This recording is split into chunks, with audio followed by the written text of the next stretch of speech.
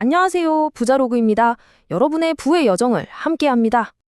금리 인하는 갑자기 멈췄고 리더는 바뀔 수도 있다고 합니다. 자, 여러분 솔직히 요즘 시장을 보면 한치 앞을 내다보기가 정말 힘드시죠? 이런 불확실성 속에서 내 소중한 투자는 과연 안전한 걸까요? 오늘 저와 함께 이 안개 속을 헤쳐나갈 핵심 전략 한번 제대로 파헤쳐 보겠습니다. 자, 그럼 첫 번째 퍼즐 조각부터 맞춰보죠. 시장의 기대에 찬물을 확 깨운 전 사건이죠. 바로 연방준비제도, 연준이 갑자기 브레이크를 밟아버린 겁니다. 바로 금리 동결 결정입니다. 네, FOMC에서 기준금리를 지금 보시는 이 숫자 3.50에서 3.75%로 유지하기로 그냥 딱 결정해버렸습니다. 이게 왜 중요하냐면요. 작년 말부터 3번이나 연속으로 금리를 내리면서 이제 돈 푸는구나 하고 다들 기대하고 있었는데 거기에 제동을 건 거죠. 말 그대로 금리 인하 파티는 일단 끝났다는 공식 선언이나 마찬가지입니다. 연준의 속마음을 한번 들여다볼까요? 이 성명서를 보면 고민이 아주 뚝뚝 묻어납니다. 아, 경제는 좋은데 물가가 아직도 너무 높네. 바로 이거예요. 경제는 쌩쌩 잘 돌아가고 있는데 이놈의 인플레이션이 목표치인 2% 위에서 내려올 생각을 안 하니까 섣불리 금리를 더 내렸다가 물가가 더 뛸까 봐 겁나는 거죠. 그래서 일단 스톱 하고 지켜보자 이 모드로 들어간 겁니다. 자, 이 표를 보시면 딱 감이 오시죠? 경제 성장 굿! 고용 나쁘지 않아요. 안정되고 있으니까요. 근데 문제는 뭐다? 바로 이 세 번째, 인플레이션입니다. 2% 목표를 아직도 넘고 있잖아요. 모든 문제의 근원, 바로 이 끈질긴 인플레이션 때문에 연준이 이러지도 저러지도 못하고 있는 겁니다. 자, 그런데요. 이 금리 동결은 그냥 예고편에 불과했습니다. 시장에 더 큰 폭판이 될 수 있는 새로운 변수가 등장했거든요. 바로 연준의 얼굴, 의장이 바뀔 수도 있다는 소식입니다. 지금 제롬 파월 의장 다음으로 누가 올 거냐?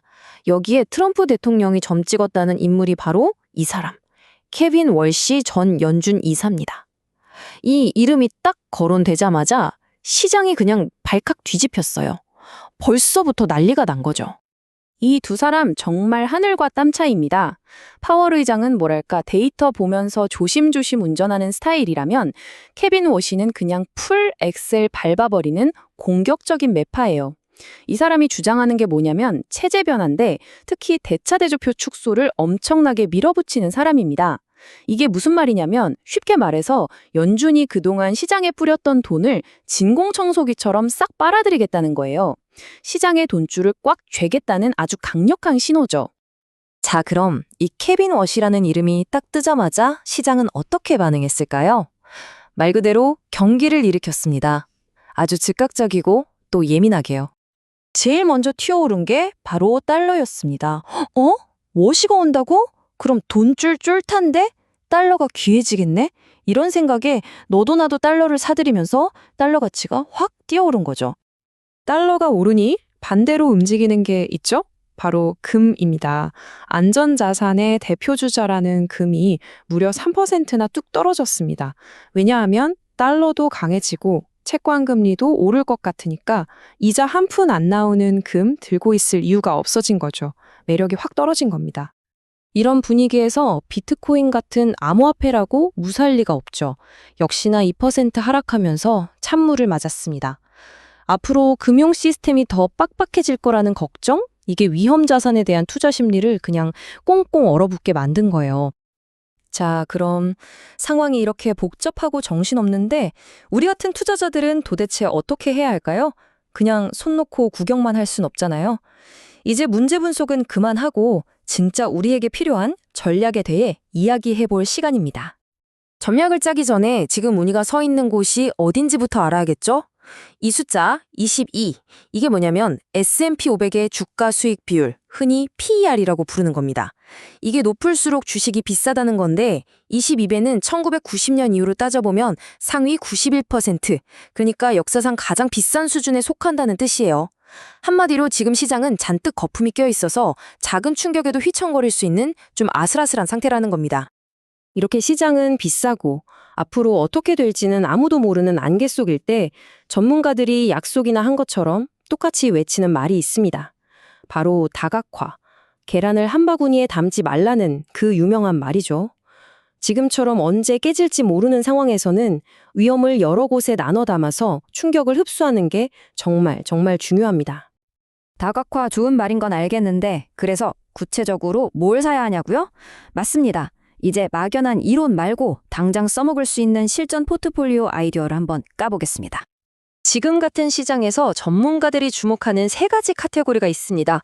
첫째, 꼬박꼬박 배당을 늘려주는 배당 성장주. 둘째, 수익률이 짭짤한 시니어론. 그리고 셋째, 좀 색다른 투자처인 대체 자산. 자, 하나씩 한번 뜯어볼까요? 첫 번째 주자, 배당 성장주입니다. 얘네들은 시장이 막 흔들릴 때 진가를 발휘해요. 주가가 오르락내리락 정신없을 때 통장에 따박따박 꽂히는 배당금만큼 든든한 게 없거든요. 일종의 안전마진 같은 거죠. 과거 데이터를 봐도 이런 변동성 장세에서는 배당 성장주들이 훨씬 안정적인 성과를 내줬습니다. 두 번째는 이름이 좀 어렵죠? 시니어론. 그냥 기업한테 돈 빌려주고 이자 받는 거라고 생각하시면 쉬워요.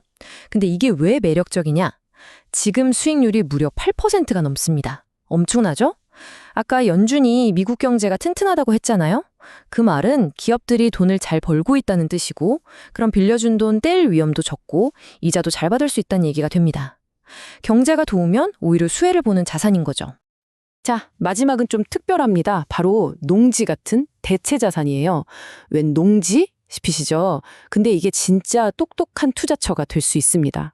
왜냐하면 주식시장이 폭락하던 말던 농지는 자기 갈 길을 가거든요.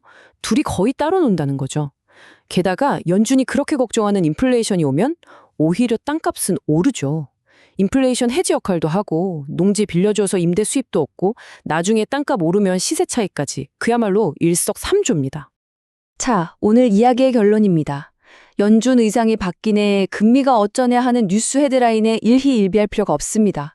그럴수록 우리는 더 침착해져야 해요. 지금 가장 중요한 건 감정적인 매매가 아니라 내 포트폴리오를 냉정하게 들여다보고 위험을 분산시키는 전략적인 움직임입니다. 이게 바로 불확실성을 이기는 핵심 열쇠입니다. 자, 오늘 이렇게 여러 가지 가능성을 짚어봤는데요. 이런 시장 변화 속에서 여러분은 어떤 전략을 생각하고 계신가요? 나는 이 종목을 좋게 본다, 이런 위험은 조심해야 한다 같은 여러분의 날카로운 통찰력을 댓글로 함께 나눠주시면 좋겠습니다. 우리 같이 집단지성을 발휘해보자고요. 부자로그는 여러분의 부의 여정을 함께 합니다. 구독과 좋아요, 알림 설정은 큰 힘이 됩니다.